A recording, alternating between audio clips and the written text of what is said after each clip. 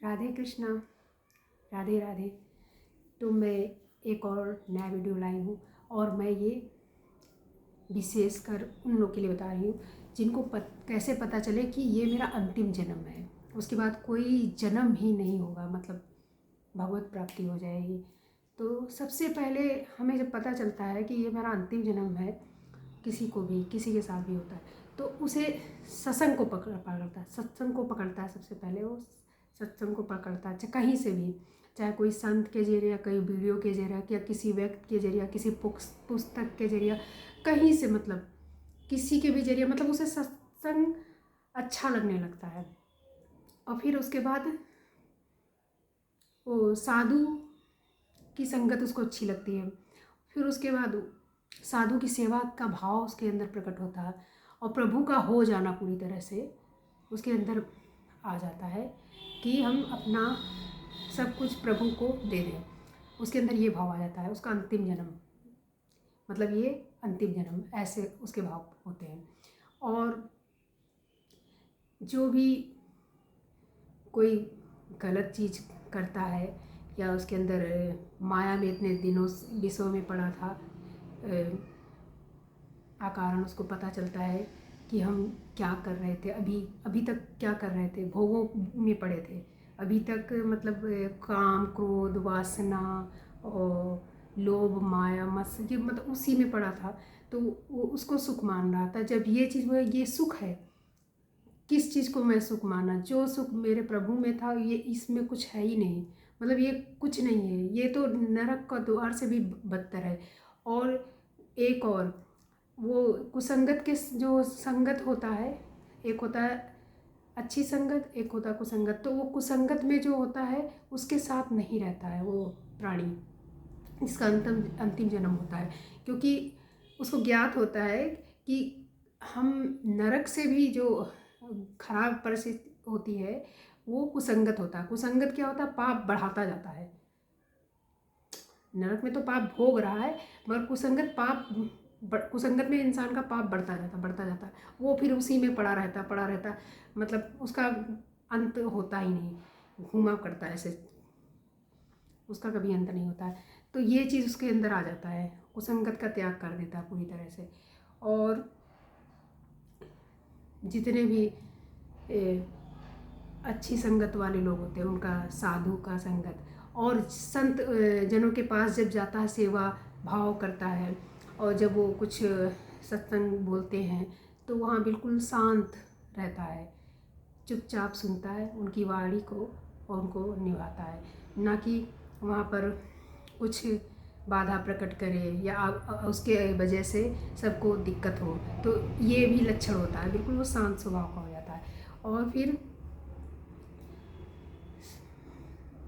प्रभु को पाने की इच्छा से और लोगों में दया करुणा ये सब गुण आ जाते हैं उसके अंदर।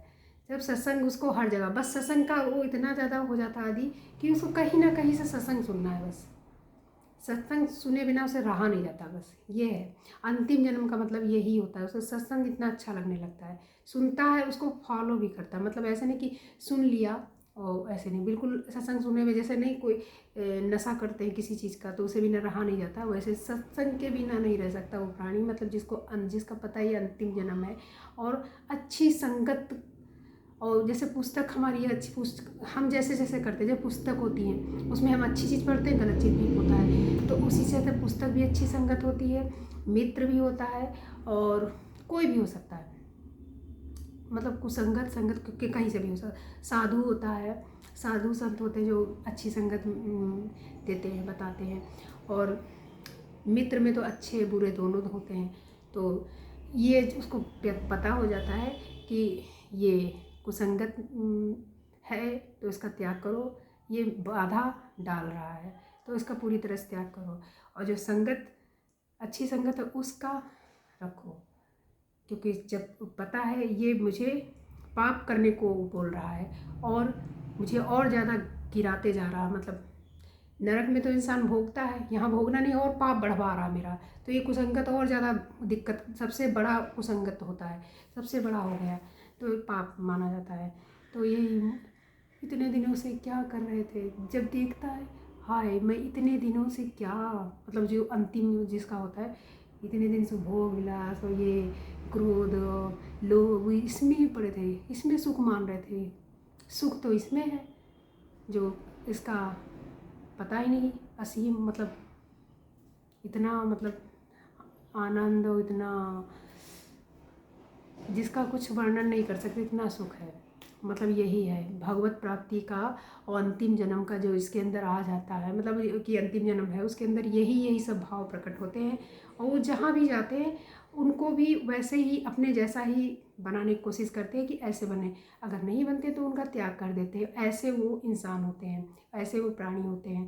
तो उनके वो लोग ज़्यादा लोग से संगत नहीं रखते हैं, क्योंकि उनका ये भी होता है कि ज़्यादा लोग से मित्रता और ये सब रखने से इसी कारण तो इंसान आता रहता है, मोह माया में पड़ा रहता है, इसी में मतलब काम क्रोध लोभ ईर्षा लोभ, इसी कारण वो फंसा रहता है, जन्म मरण के चक्कर में आता रहा, मरता है जीता है, मरता है जीता है, मरता है जीता है, मतलब इसी तरह जन्म हुआ फिर मरा, फिर जन्म हुआ फिर मरा, ऐसे चला गया। मगर जिसका अंतिम जन्म होगा उसके कुछ अलग ही विशेष गुण होंगे, उसका मतलब अंदर अपने आप प्रकट होंगे उसके अंदर ये भी होगा, भाव आएगा कि आज तक मैं क्या कर रहा था, ये जो भी कुछ गलत करेगा ये भी उसके अंदर आएगा कि आज तक मैं क्या कर रहा था, अभी मैं छोड़ रहा हूँ, अभी मैं छोड़ रहा हूँ, मतलब ये चीज़ क्या क्या मैंने किया, ये उसके अंदर ये भाव, ये नहीं गिल्टी नहीं, ये भाग्यशाली है, सौभाग्य उसका अंतिम जन्म है, इसलिए इसके भाव इस तरह के हो रहे हैं कि हम क्या कर रहे थे अभी तक, मतलब किस चीज़ में पड़े थे, कहाँ हमको कहाँ जाना था और कहाँ पड़े थे।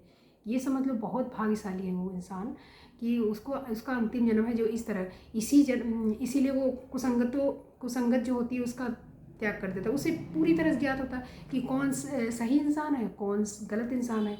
तो उसको सत्संग इतना सुनता है और इतना भक्ति में इतना प्रेम में ही हो जाता है कि उसको सब ज्ञान होता है कि मतलब कौन है ये हमारा अच्छा सोच रहा है, कौन हमारा बुरा सोच रहा है, वो सब पता रहता है उसको। तो उसको ये नहीं कि कोई उसको झांसे में ले लेगा, उसमें ले लेगा जिसका अंतिम जन्म, उसको समझ लो इसका साधु संत वाले गुण आ जाते हैं और ईश्वरी गुण आ जाते हैं उसके अंदर। तो ऐसे उसके अंदर भाव प्रकट होते हैं, वो गलत नहीं कभी किसी करता है, और अगर हो जाता है तो प्रायश्चित करता है, दिल से प्रायश्चित करता है, और वो भाव उसके अंदर प्रकट होते हैं। प्रभु को बस प्रभु मिल जाए किसी तरह, यही उसकी इच्छा रहती बस, और कुछ नहीं, बाकी सब ऐसे है मोह माया। तो जिसके अंदर ये भाव आए समझ लेना कि उसका अंतिम जन्म है। तो ये हमारा वीडियो कैसा लगा ज़रूर कमेंट करके बताएं। राधे राधे, राधे कृष्णा, धन्यवाद। अगले वीडियो में मिलते हैं, बहुत बहुत शुक्रिया। और लाइक शेयर कमेंट करना ना, सब्सक्राइब करना ना भूलें। जय सिया राम।